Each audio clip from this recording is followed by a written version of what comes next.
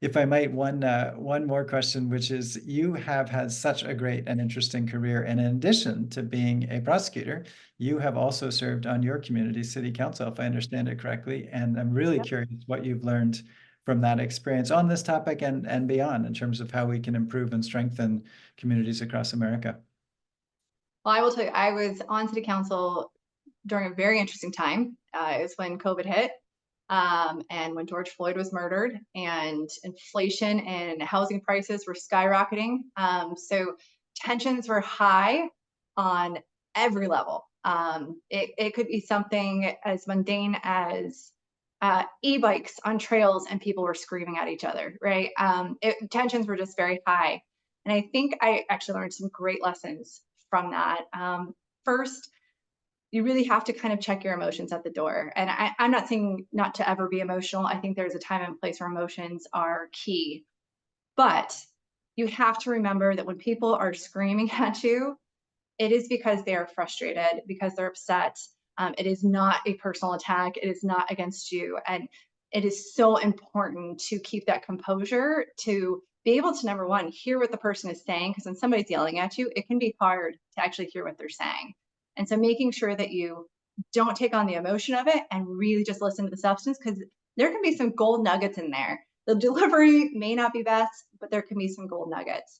Um, and certainly you don't want to backlash back, because you want people to always feel comfortable coming to the people that they voted into that position to represent their community. And so making sure that you also don't, kind of put those frustrations back on your community either. You just have to leave those emotions. The other piece is, again, and I know I kind of already harped on this, but is listening. That's what I did a lot of, was try to make sure that I was constantly listening to people.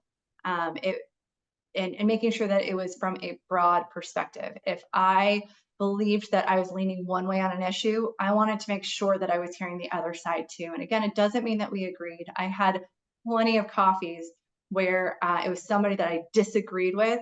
And I came out of it just feeling so enriched because I learned so much. I broadened my horizon, maybe not on that issue, but made me think about a different issue.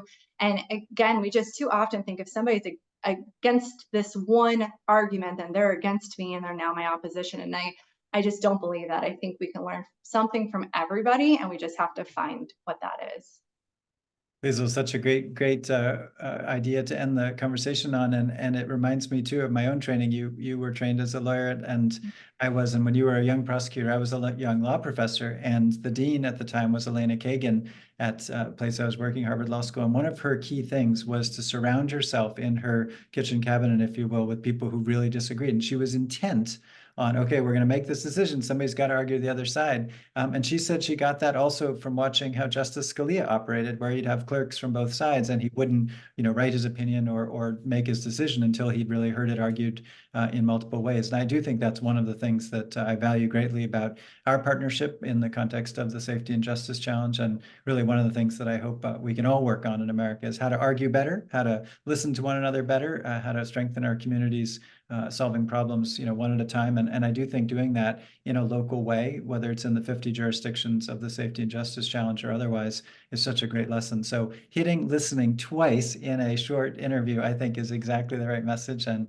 truly grateful to you for your time today and all the work you do. Thank you. Thank you very much.